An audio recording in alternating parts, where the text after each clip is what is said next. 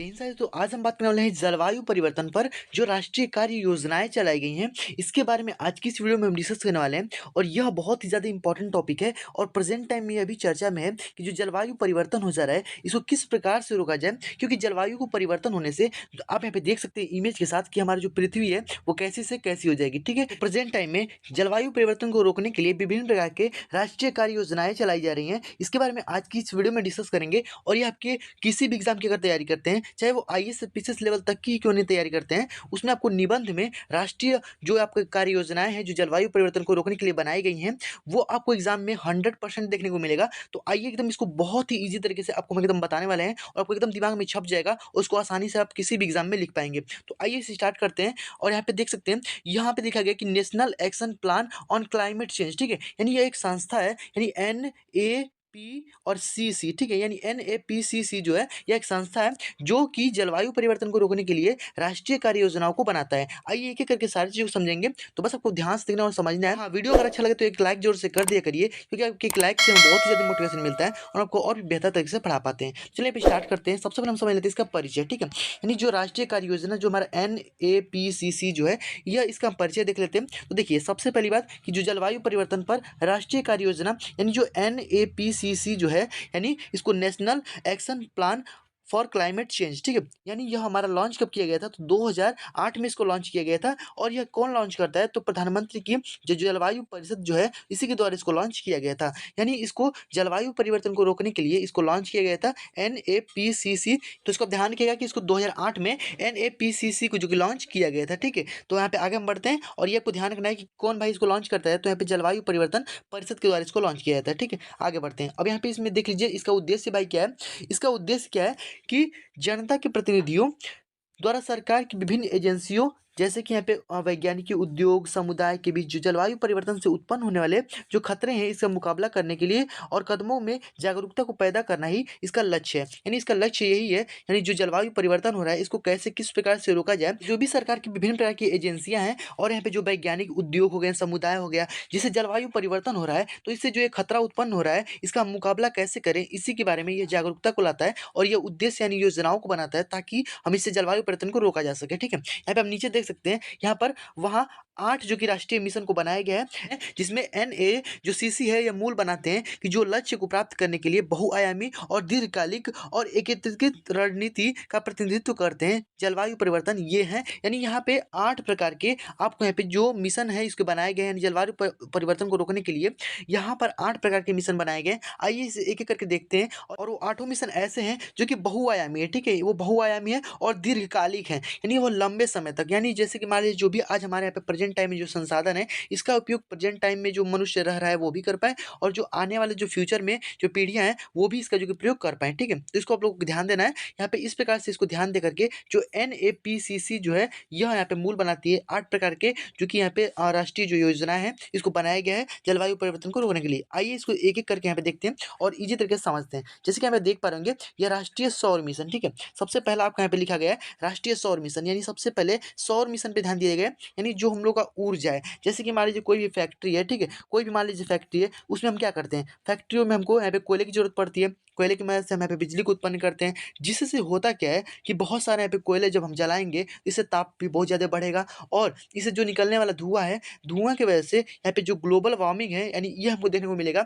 और जब ताप बढ़ेगा पूरा हमारा जब ग्लोबल वार्मिंग होगा, जिससे हमारे मानसून में परिवर्तन होगा और जब मानसून में जब परिवर्तन हो जाएगा, जिसकी वजह से जब मानसून ही जब दीर्घकालिक हो जाता है, यानी जब लंबे समय तक जब मानसून में परिवर्तन होता रहता है, यानी 20 से 30 साल लगभग, तो हमारा यहाँ पे जलवायु परिवर्तन देखने को मिलता है। और जब जलवायु परिवर्तन होगा तो वही हमारे यहाँ पे हमारे ऊपर जो कि संकट जो कि देखने को मिलेगा। ठीक है, तो यहाँ पर सबसे पहले सौर मिशन की बात की जा रही है। सौर मिशन में हमारा ये कहा गया है कि इसमें हमको यहाँ पे जो सूर्य से निकलने वाली ऊर्जा है इसका हमको प्रयोग करना है। ठीक है, यानी सूर्य से जो निकलने वाली ऊर्जा है इसको हम लोग बनाए, यानी जैसे कि आपको याद होगा कि सोलर पैनल को बनाया जा रहा है। ठीक है, ताकि हम लोग यहाँ पे सूर्य से जो निकलने निकलने वाली ऊष्मा है इसको आसानी से इसे संरक्षित करके इससे हम ऊर्जा को प्राप्त कर सकें, जिससे होगा क्या कि हमारे यहाँ पे ग्लोबल वार्मिंग की समस्या नहीं होगी और हमारे मानसून में परिवर्तन नहीं होगा, तो जिससे हमारे यहाँ पे जलवायु में भी परिवर्तन नहीं होगा। तो इसको आपको ध्यान देना है। सबसे पहला जो योजना है वो आपका यहाँ पे जो राष्ट्रीय सौर मिशन है, ये सबसे मोस्ट इंपॉर्टेंट है, इसको ध्यान रखिएगा, ठीक है। उसके बाद से नेक्स्ट हमारे यहाँ पे आता है कि उन्नत ऊर्जा दक्षता के लिए राष्ट्रीय मिशन, यानी दक्षता यानी ऊर्जा दक्षता। ऊर्जा दक्षता का मतलब क्या होता है, पहले इसको आप समझ लीजिए तो आप इसको आसानी से समझ पाएंगे।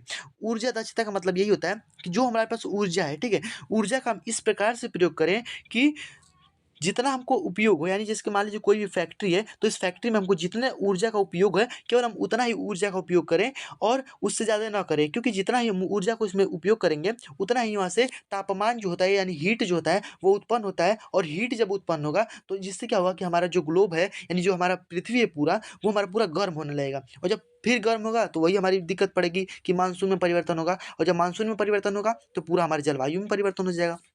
तो ये सारी चीज़ें यहाँ पे ध्यान देने की बातें हैं, ठीक है। यहाँ पे ऊर्जा दक्षता को यहाँ पे इसलिए भी हमारे यहाँ पे राष्ट्रीय मिशन जो कि एगो चलाया गया है, ठीक है। तो इसको ध्यान रखना है कि ऊर्जा दक्षता के लिए राष्ट्रीय मिशन जो है यह आपका ताप मतलब कि जितना आपको यहाँ पे ऊर्जा की ज़रूरत हो आप केवल उतना ही ऊर्जा को प्रयोग करिए, उससे ज़्यादा आपको नहीं करना है, ठीक है। तो जिससे हमारे यहाँ पे पृथ्वी जो है वो गर्म नहीं होगी और तापमान जो है वो अधिक नहीं होगा, ठीक है। उसके बाद हमारे यहाँ पे नेक्स्ट चलाया गया है सतत आवास पर राष्ट्रीय जो कि मिशन, ठीक है। सतत आवास पर राष्ट्रीय मिशन का मतलब क्या है कि सतत आवास, सतत का मतलब होता है कि सस्टेनेबल, यानी जो सस्टेनेबल डेवलपमेंट की बात की जा रही है, यानी सतत आवास की यहाँ पे बात की गई है, या फिर इसको आप डेवलपमेंट भी कह सकते हैं, ठीक है। यानी सस्टेनेबल डेवलपमेंट यानी सतत विकास भी इसको कह सकते हैं।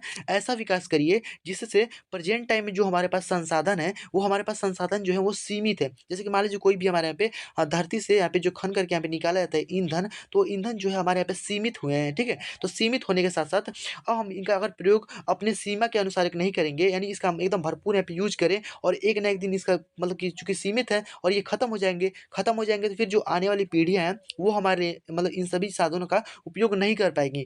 तो इसी को हमें बोला गया है सस्टेनेबल डेवलपमेंट है, फिर सतत आवास। जैसे कि हम इस प्रकार से अगर रह रहे हैं सतत आवास, तो आने वाली जो पीढ़ियां हैं वो भी यहाँ पे रह पाए, यानी इस चीज को जो भी संसाधन है उनको सबका यहाँ पे जो कि फायदा वो भी उठा पाए। इसी के लिए हमारे यहाँ पे राष्ट्रीय मिशन चलाया गया है, यानी सतत विकास यहाँ पे जिसको कहा जाता है सस्टेनेबल डेवलपमेंट। इसका बात यहाँ पे इस समय बहुत ज़्यादा चर्चा में भी चल रहा है, ठीक है। ऐसा विकास करिए जिससे सतत विकास हो सके, यानी आने वाली पीढ़ियों के लिए भी जो संसाधन हैं वो हम बचा करके रखें ताकि वो लोग भी उनका लाभ जो कि उठा पाए। जैसे कि अब देखिए संसाधनों का कहने का मतलब क्या है कि जो भी हम यहाँ पे धरती से खन कर निकालते हैं, जो भी यहाँ पे जो यहाँ के नीचे जहाँ पे पेट्रोल है, ठीक है, या फिर कोयला है, जो संसाधन है, तो ये सारी चीज़ें जो निकलती है खनिज लवण, इन सारी चीज़ों चूँकि ये सीमित है और ये आने वाली पीढ़ी जो है इसका लाभ उठा पाए, इसीलिए सस्टेनेबल डेवलपमेंट की बात की जाती है। तो इसको आपको ध्यान रखना है। सतत आवास जो है इस पर भी यहाँ पे मानव यहाँ पे जो कि राष्ट्रीय मिशन को बना रहा है, ठीक है। यानी जो हमारा यहाँ पे एन जो पीसीसी है इस पे यहाँ पे जो कि यहाँ पे जो राष्ट्रीय मिशन को यहाँ पे बनाता है, ठीक है। तो इसको ध्यान रखना है। उसके बाद हमारे यहाँ पे है राष्ट्रीय जल मिशन। जल मिशन भाई क्या है तो आपको पता ही होगा, सेव वाटर, ठीक है। यानी सेव वाटर की बात की जाती है, यानी हमको जो पानी को है क्या करना है कि बचाना है, यानी राष्ट्रीय जल मिशन। आप जल का उतना ही प्रयोग करिए जितना हमको ज़रूरत हो, आप वेस्ट जो है वो पानी को मत करिए, क्योंकि पानी भी हमारे यहाँ पे सीमित है। अब भाई अब आप कहेंगे कि हमारे यहाँ पे तो भाई पानी बहुत ही ज़्यादा है, हमारे यहाँ पे 3/4 जो भाग है वो पानी ही है, पूरा हमारे यहाँ पानी ही भरा हुआ है। लेकिन बात आप यहाँ पे पानी की नहीं है, आप लोगों को चूँकि यहाँ पे जितना ही आप पानी बर्बाद करेंगे, क्योंकि यहाँ पे पूरी पृथ्वी पे अगर देखेंगे तो 8 अरब पूरी यहाँ पे जनसंख्या है, ठीक है। 8 अरब भाई जनसंख्या है, तो 8 अरब भाई कितना मतलब कि पानी का खर्च करेगी, अब ये भी उस पे डिपेंड करता है। तो अब जितना ही पानी का मतलब खर्च होगा उतना ही यहाँ पर हम लोग के यहाँ पे पानी जो है वो खत्म होता रहेगा। और यहाँ पर अब देखेंगे भौगोलिक अगर स्थिति देखेंगे तो पूरे ग्लोब पर सबकी एक समान तो होती नहीं है, कहीं कहीं पे पानी ज़्यादा होता है, कहीं कहीं पे पानी कम होता है। तो जी देखिए जैसे कि मान लीजिए सऊदी अरब में अगर आप देखते हैं, ठीक है, सऊदी जो होता है सऊदी, यहाँ पर अगर देखेंगे ना तो यहाँ पे पानी-वानी की मात्रा मतलब बहुत ज़्यादा कम है, जिसके कारण यहाँ पे लोग पानी को खरीद-खरीद के पीते हैं। तो सोचिए जहाँ पे पानी नहीं है वहाँ पे लोग खरीद के पीते हैं, और हमारे यहाँ पे क्या है कि पानी बहुत ही ज़्यादा है तो हम लोग पानी को वेस्ट कर देते हैं, ठीक है। लेकिन अब देखिए जहाँ पे पानी कम है तो यहाँ पर तेल भी तो ज़्यादा है, ठीक है। यहाँ पे सऊदी अरब में देखेंगे तो तेल ज़्यादा है, तेल ज़्यादा होने के कारण यहाँ पे बहुत ज़्यादा ये डेवलप्ड है, ठीक है। और हम लोग यहाँ पे पानी ज़्यादा है तो हम लोग का यहाँ पे निर्यात भी होता है, जहाँ पे यहाँ से हम लोग का भारत में तेल आता है, यानी जो भी यहाँ पे पेट्रोल-वेट्रोल होता है ये सब आता है, और यहाँ से हम लोग का पानी का भी निर्यात होता है, यानी अन्य देशों से भी पानी का निर्यात जो भी दूसरे देशों में किया जाता है, ठीक है।